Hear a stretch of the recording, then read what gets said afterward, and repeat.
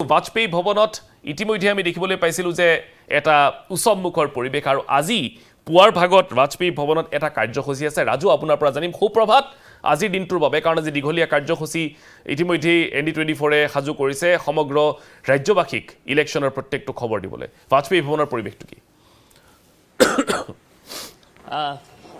সুপ্ৰভাত মানস। আৰু যেহেতু আজি এটা বৃহৎ দিন আৰু মেগা আজি ফলাফলৰ দিন, আৰু এই দিনটোত বিশেষকৈ প্ৰশ্ন হৈছে যে প্ৰধানমন্ত্ৰী নৰেন্দ্ৰ মোদীয়ে জৱাহৰলাল নেহৰুৰ ৰেকৰ্ড ভংগ কৰিব পাৰিব নেকি।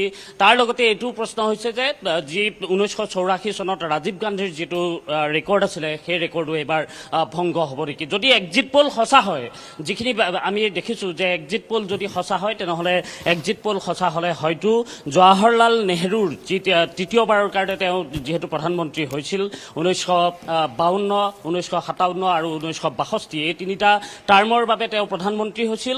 গতিকে সেই ৰেকৰ্ড প্ৰধানমন্ত্ৰী নৰেন্দ্ৰ মোদীয়ে ভংগ কৰিব নেকি। তৃতীয়বাৰ যদি প্ৰধানমন্ত্ৰী হয় তেনেহ'লে সেই ৰেকৰ্ড তেওঁ নতুনকৈ ৰেকৰ্ড ৰচনা কৰিব।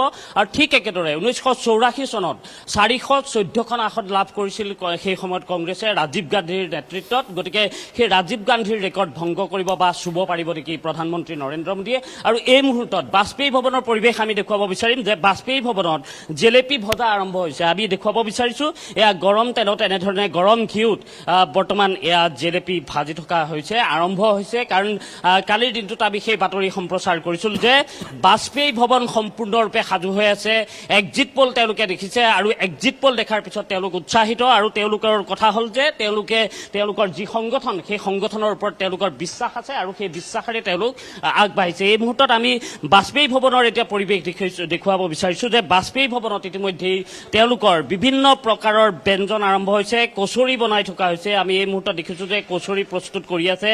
এয়া কচৰি এনেধৰণেই যিগৰাকী কচৰিৰ দায়িত্বত আছে তেওঁ এয়া এটা এটাকৈ তেওঁলোকে এনেধৰণে লাডু কৰিছে। লাডু কৰি এইসমূহত এনেধৰণে যিখিনি মছলা প্ৰস্তুত কৰা আছে সেই মছলাতে তাত ৰাজু, এতিয়া কথাটো হৈছে হয়তো ভোটাৰৰ মনতো এইটোৱে প্ৰশ্ন, বা যিসকলে নিৰ্বাচনক খুব ক্ল'জলি মনিটৰ কৰি আছে তেওঁলোকৰ মনতো এটা প্ৰশ্ন হয়তো উত্থাপিত হৈছে যে কি কাৰণে বিজেপি আজিৰ তাৰিখত, ঠিক আছে তেওঁলোকে যিখিনি তেওঁলোকৰ এক্সিট পলে যিখিনি তথ্য প্ৰকাশ কৰিছে সেইখিনি বাৰু ঠিকেই আছে, কিন্তু ফলাফল ঘোষণাৰ আগতেই বিজেপি ইমান কনফিডেণ্ট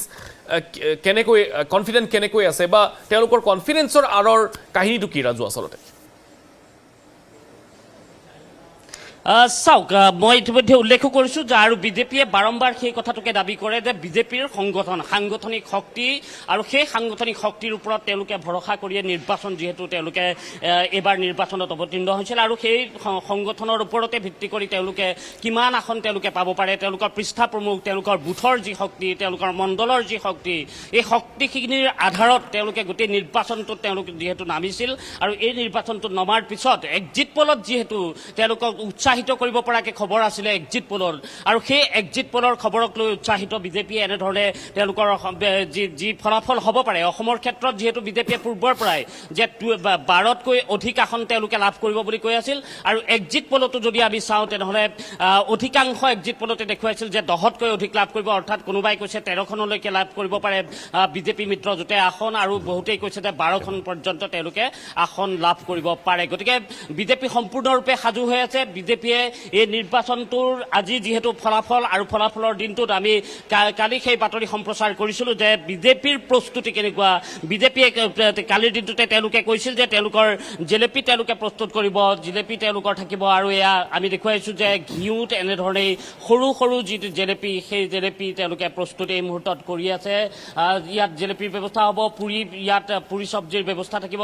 ঠিক একেদৰে আমি দেখুৱাইছোঁ যে সৰু সৰু কচৰি এই মুহূৰ্তত প্ৰস্তুত কৰি থকা হৈছে। গতিকে স্বাভাৱিকতে যিসকল আজিৰ দিনটোত বাজপেয়ী ভৱনলৈ আহিব, বাজপেয়ী ভৱনলৈ অহাৰ লগে লগে সেইসকল লোকক এইসমূহ ব্যঞ্জনেৰে বিজেপিয়ে আপ্যায়ন কৰিব তেওঁলোকে। আৰু মই ইতিমধ্যে কৈছোঁ যে আটাইতকৈ ডাঙৰ প্ৰশ্নটোৱে হৈছে প্ৰধানমন্ত্ৰী নৰেন্দ্ৰ মোদীয়ে জৱাহৰলাল নেহৰুৰ যি ৰেকৰ্ড আছিলে সেই ৰেকৰ্ড ভংগ কৰিব পাৰিব নেকি। 1984 চনত ৰাজীৱ গান্ধীৰ যিটো ৰেকৰ্ড আছিলে 414খন আসন লাভ কৰিছিল, সেই ৰেকৰ্ড স্পৰ্শ কৰিব পাৰিব নেকি প্ৰধানমন্ত্ৰী নৰেন্দ্ৰ মোদীয়ে। গতিকে আজিৰ দিনটোৰ যি পৰিৱেশ থাকিব অসমৰ 14খন আসনৰ সামগ্ৰিক পৰিৱেশ আমি নিশ্চয়কৈ বাজপেয়ী ভৱনত কেনেধৰণৰ পৰিৱেশ থাকে সেয়া আমি জনাই থাকিবলৈ চেষ্টা কৰিম আৰু বাজপেয়ী ভৱনত কিছু সময়ৰ পিছতেই যিহেতু যিসকলক দায়িত্ব দিয়া আছে দায়িত্ব দিয়া প্ৰতিগৰাকী কাৰ্যকৰ্তা ইয়াত উপস্থিত হ'ব আৰু হয়তো বিয়লিৰ ভাগত মুখ্যমন্ত্ৰী ডক্টৰ হিমন্ত বিশ্ব শৰ্মা আহিব। আন এটা খবৰ আমাৰ হাতলৈ আহিছে যে 7 বজাৰ পৰা এই বাজপেয়ী ভৱনতে নামৰ ব্যৱস্থা ইয়াত থাকিব। প্ৰথমতে তেওঁলোকৰ নাম কীৰ্তন হ'ব আৰু নাম কীৰ্তনৰে তেওঁলোকে আজিৰ এই যিটো বিশেষ দিন বৃহৎ দিনটো সেই বৃহৎ দিনটোত তেওঁলোক ব্যস্ত হ'ব।